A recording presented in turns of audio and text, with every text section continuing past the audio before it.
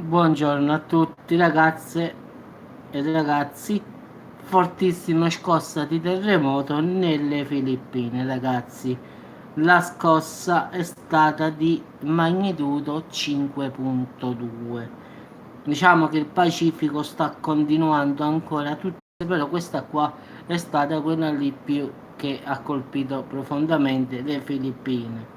In effetti già da settimane c'è stato uno sciame di sismi nelle Filippine, ma stavolta c'è stato il botto finale, cioè una scossa di 5.2 che si è verificato poco fa alle 10:28 ora italiana di oggi 13 settembre ragazzi, quindi nettamente avvertito e sentito da milioni di persone nelle Filippine ragazzi. Quindi come riportato dal sito MSC, quello l'americano ragazzi, la scossa è avvenuta qua 2-3 ore fa, diciamo 10:28, ora sono diciamo più o meno ragazzi 14:32, più o meno 3 ore fa, quindi in effetti è da poco. Non si hanno notizie ragazzi se ci sono feriti oppure qualche tsunami, qualche onda anomala, non si sa nulla, perlomeno adesso non si sa niente. Poi a parte la magnitudo 5.2 ragazzi, c'è stata anche che la profondità è stata poca ragazzi, 10 km, quindi immaginate una scossa di 5.2 con soli 10 km di profondità.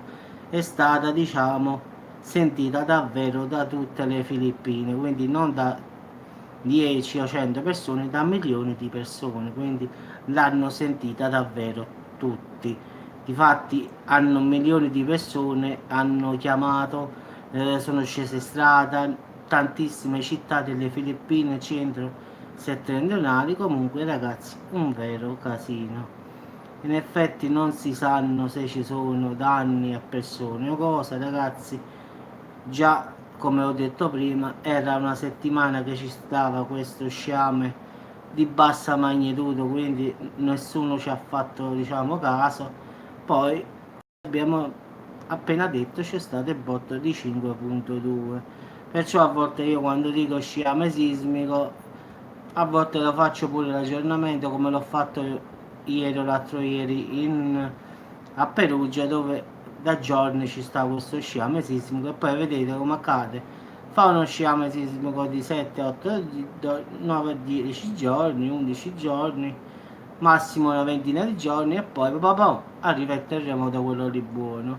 E così è successo alle Filippine, erano 10-11 giorni meno che aveva una bassa magnitudo, si sentivano, non si sentivano, e poi boom, c'è stato quello lì di 5.2.